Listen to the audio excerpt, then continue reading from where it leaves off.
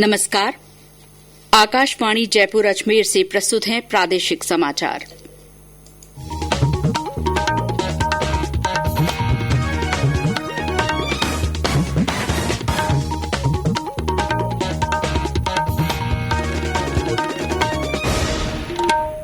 मुख्य समाचार। राज्यसभा की 3 सीटों के चुनाव के लिए मतगणना पूरी, जल्दी ही नतीजों की होगी घोषणा।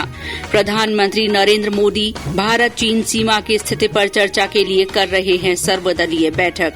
प्रधानमंत्री कल गरीब कल्याण रोजगार योजना की करेंगे शुरुआत। राजस्थान के 22 जिले भी योजना में शामिल।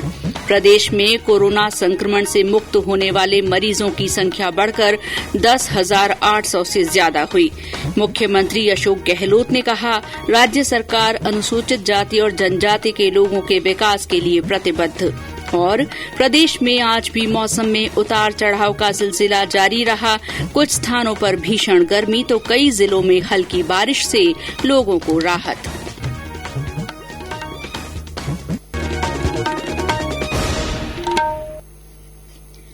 समाचारों के साथ मैं शीला चावला और अब समाचार विस्तार से। प्रदेश में राज्यसभा की 3 सीटों के चुनाव के लिए आज शाम 4 बजे तक मतदान हुआ। इसके बाद मतगणना की गई। मतगणना का काम पूरा हो गया है और जल्दी ही नतीजों की घोषणा की जाएगी। इस चुनाव में कांग्रेस के 2 और भाजपा के 1 प्रत्याशी की जीत तय है। मुख्यमंत्री अशोक गहलोत, पूर्व मुख्यमंत्री वसुंधरा राजे, भाजपा प्रदेश अध्यक्ष सतीश पूनिया, कांग्रेस अध्यक्ष सचिन पायलट समेत 198 विधायकों ने अपने मताधिकार का प्रयोग किया। कांग्रेस के भंवरलाल मेघवाल तथा माकपा के गिरधारी अस्वस्थ होने के कारण वोट नहीं डाल पाए। बसपा से कांग्रेस में शामिल हुए विधायक वाजिब अली ने पीपीई किट पहनकर मतदान किया।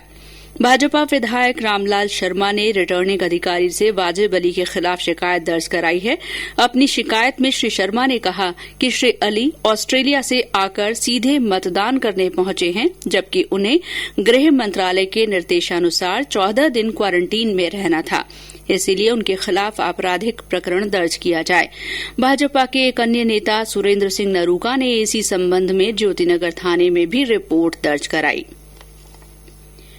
प्रधानमंत्री नरेंद्र मोदी भारत चीन सीमा की स्थिति पर चर्चा के लिए इस समय सर्वदलीय बैठक कर रहे हैं। इस वर्चुअल बैठक में 15 विभिन्न राजनैतिक दलों के अध्यक्ष भाग ले रहे हैं। पूर्वी लद्दाख की गलवान घाटी में भारत और चीन की सेनाओं के बीच हाल की हिंसक झड़प के मद्देनजर ये बैठक महत्वपूर्ण मानी जा रही है। प्रधानमंत्री नरेंद्र मोदी ग्रामीण क्षेत्रों में आजीविका के संसाधन उपलब्ध कराने के लिए कल गरीब कल्याण रोजगार योजना की शुरुआत करेंगे। प्रधानमंत्री बिहार के खगड़िया जिले के तेलिहार गांव से वीडियो कॉन्फ्रेंस के जरिए इस अभियान का शुभारंभ करेंगे। इस योजना का उद्देश्य अपने राज्यों को लौटे मजदूरों और ग्रामीण लोगों को रोजगार के अवसर उपलब्ध कराना है। 125 दिन के इस अभियान को मिशन मोड पर लागू किया जाएगा।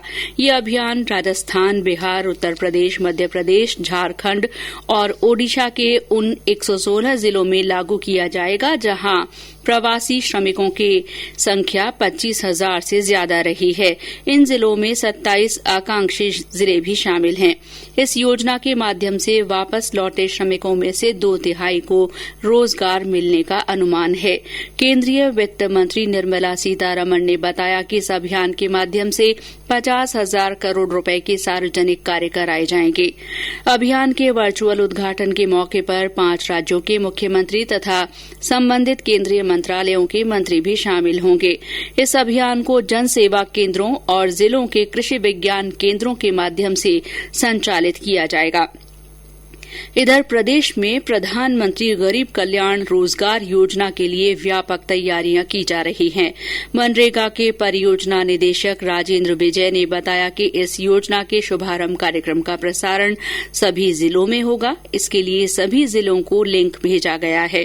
उन्होंने बताया कि राज्य स्तर पर मुख्य सचिव तथा जिला स्तर पर जिला कलेक्टर की अध्यक्षता में समितियां गठित की जाएंगी। उन्होंने बताया कि इस योजना से 22 जिलों के लाखों लोगों को लाभ मिलेगा। 25 ब्लॉक से जो माइग्रेंट लेबर के लिए और जो लोकल लेवल पे स्थिति गांव में ठीक नहीं है, उसको एक सेल्फ सफिशिएंट आत्मनिर्भरता देने के लिए गांव में, इसके लिए वो सारे प्रोजेक्ट को हम सारे डिपार्टमेंट से कन्वर्जेंस से उसको इम्प्लीमेंट करवाएंगे। इसके लिए रूरल डेवलपमेंट डिपार्टमेंट एक हमारा नोडल डिपार्टमेंट रहेगा। CS की अध्यक्षता में जो कमेटी बनेगी उसकी पूरी मॉनिटरिंग करेगी। डिस्ट्रिक्ट लेवल पे भी कमेटी बनेगी, एक डिस्ट्रिक्ट लेवल कमेटी, एक state level committee. 22 district select किए हैं जो माइग्रेंट अफेक्टेड हुए हैं, स्पेशली उन 22 जिलों में हमने कम्प्लीट किया है, शामिल किया है। योजना में शामिल करौली जिले के संबंध में हमारे संवाददाता ने ये डिस्पैच भेजा है। योजना में शामिल 116 जिलों में शुमार करौली जिले में भी 35,000 से अधिक श्रमिकों को इस योजना का लाभ मिलेगा। जिले में आए प्रवासी श्रमिकों में केंद्र सरकार की इस योजना को लेकर खासा उत्साह देखा जा रहा है। जिले में आए एक प्रवासी श्रमिक विष्णु चंद ने आकाशवाणी को बताया, मोदी की योजना में हमें बहुत उम्मीद है। कई महीने से हम बेरोजगार हैं, अब हमें काम मिलेगा जिससे बेरोजगारी दूर होगी, गाँव का भी विकास होगा। जो जैसा काम जानता है वैसा ही काम मिलने, गाँव में रोजी रोटी का संकट दूर हो जाएगा। प्रवासी मजदूरों को रोजगार मुहैया कराने और देश के ग्रामीण क्षेत्रों में बुनियादी ढांचा खड़ा करने की केंद्र सरकार की यह पहल वाकई सराहनीय है। बांके बिहारी शर्मा, आकाशवाणी समाचार, करौली। ये समाचार आकाशवाणी जयपुर अजमेर से प्रसारित किए जा रहे हैं। प्रदेश में इलाज के बाद कोविड-19 संक्रमण से मुक्त होने वाले मरीजों की संख्या बढ़कर 10,801 हो गई है। 10,538 लोगों को अस्पतालों से छुट्टी मिल गई है। इलाज के दौरान राज्य में अब तक 331 लोगों की मृत्यु हुई है। इस बीच राज्य में आज सुबह तक कोरोना के 52 नए मामले सामने आए हैं। इन्हें मिलाकर अब तक कुल संक्रमितों का आंकड़ा 13,909 हो गया है। नए मामलों में सबसे अधिक 13 मरीज चूरू और झुंझुनू से हैं। जयपुर में 9, धौलपुर में 5, टोंक में 4, हनुमानगढ़ में 3, झालावाड़, राजसमंद में 2 और चित्तौड़गढ़ में 1 नया मामला सामने आया है। प्रदेश में अब 2,777 सक्रिय मरीज हैं। इनमें से सबसे ज्यादा भरतपुर के हैं। हमारे भरतपुर संवाददाता ने बताया कि जिले में कोरोना मरीजों की बढ़ती संख्या को देखते हुए जागरूकता अभियान शुरू किया गया है। भरतपुर में कोरोना वायरस का संक्रमण लगातार बढ़ रहा है। आज भी 57 पॉजिटिव मरीजों के मिलने से आंकड़ा 1245 पर पहुंच गया है। लेकिन राहत की खबर यह भी है कि इनमें से 610 मरीज ठीक होकर अस्पताल से अपने घर पहुंच गए हैं। प्रशासन द्वारा कोविड-19 से बचने के लिए जन जागरूकता अभियान चला रखा है। जगह जगह होर्डिंग्स और फ्लैक्स के माध्यम से सावधानी बरतने के लिए लोगों को आगाह भी किया जा रहा है। भरतपुर जिले के कई गांव और शहर की कई कॉलोनियों में कर्फ्यू लगाया हुआ है।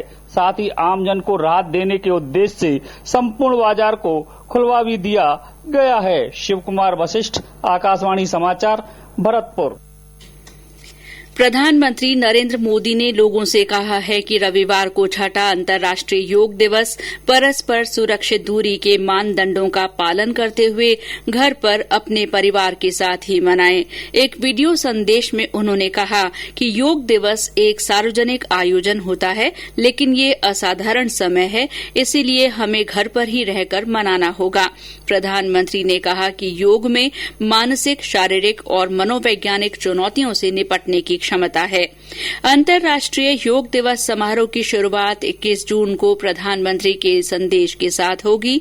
ये संदेश सुबह 6:30 बजे दूरदर्शन पर प्रसारित किया जाएगा। साथ ही ये विभिन्न डिजिटल प्लेटफॉर्म्स पर भी उपलब्ध होगा। अंतर्राष्ट्रीय योग दिवस के अवसर पर पर्यटन मंत्रालय ने 1 सप्ताह का कार्यक्रम शुरू किया है। अंतर्राष्ट्रीय योग दिवस के सिलसिले में आकाशवाणी जयपुर के क्षेत्रीय समाचार एकांश की ओर से प्रसारित विशेष श्रृंखला में आज हमने राष्ट्रीय आयुर्वेद संस्थान जयपुर के स्वस्थ वृत्त तथा योग विभाग के प्रमुख डॉक्टर कमलेश कुमार शर्मा से बात की। उन्होंने बताया कि योग से शरीर के साथ साथ मन और मस्तिष्क भी स्वस्थ रहते हैं। योग जीवन जीने की कला है। इसको व्यक्ति अपना करके अपने को सुखी रख सकता है, आने वाली पीढ़ियों को भी निरोगी रख सकता है।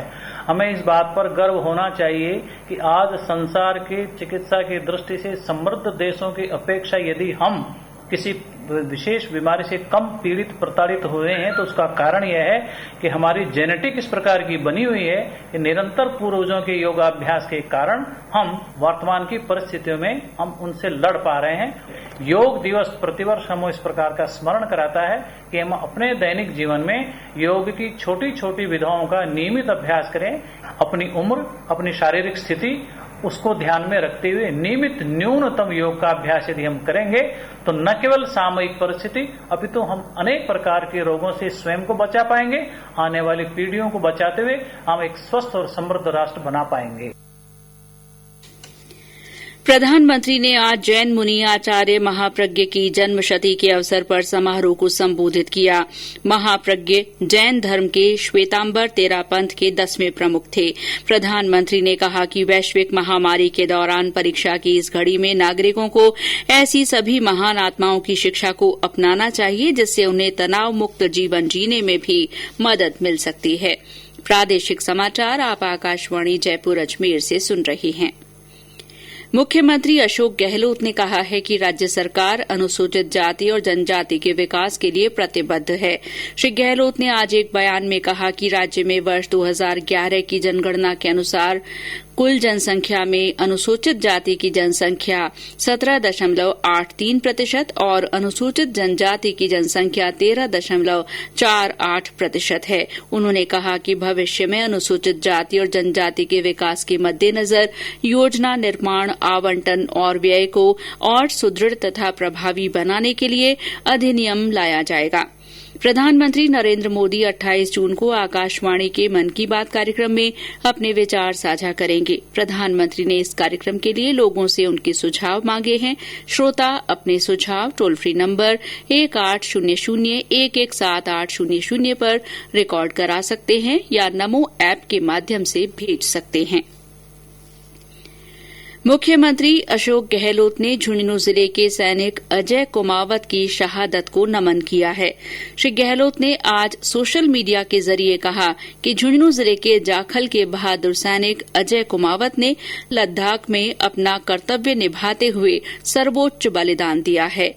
गौरतलब है कि सैनिक अजय कुमावत लद्दाख में शहीद हो गए थे। उनका पार्थिव शरीर आज राजस्थान लाया जा रहा है। और अब मौसम। प्रदेश में ज्यादातर स्थानों पर मौसम में उतार चढ़ाव का दौर जारी है। आज कुछ स्थानों पर भीषण गर्मी रही तो कुछ जिलों में हल्की बारिश होने से लोगों को राहत मिली है। चूरू में आज सबसे ज्यादा 44.8 डिग्री सेल्सियस तापमान दर्ज किया गया। वहीं बीकानेर में 44 डिग्री और जैसलमेर में अधिकतम तापमान 43.5 डिग्री सेल्सियस दर्ज हुआ। मौसम विभाग ने कल कोटा, बूंदी और झालावाड़ जिलों के कुछ स्थानों पर भारी बारिश की चेतावनी जारी की है। साथ ही मौसम विभाग ने कल बीकानेर, हनुमानगढ़, जैसलमेर, जोधपुर, चूरू, श्रीगंगानगर, नागौर और पाली जिलों में कुछ स्थानों पर लू चलने की संभावना व्यक्त की है। अजमेर में केंद्रीय रिजर्व पुलिस बल सीआरपीएफ के सहयोग से आज केंद्रीय विद्यालय 1 में वृक्षारोपण महोत्सव का शुभारंभ किया गया। इस महोत्सव में विद्यालय परिसर में करीब 30,000 से ज्यादा पौधे लगाए जाएंगे। महर्षि दयानंद सरस्वती विश्वविद्यालय अजमेर में संविधान पार्क का निर्माण कराया जाएगा। इसके साथ ही विश्वविद्यालय जयपुर के राजभवन में थीम पार्क विकसित कराएगा। ये निर्णय विश्वविद्यालय के कुलपति प्रोफेसर आरपी सिंह की अध्यक्षता में हुई बैठक में लिया गया। और अंत में मुख्य समाचार एक बार फिर।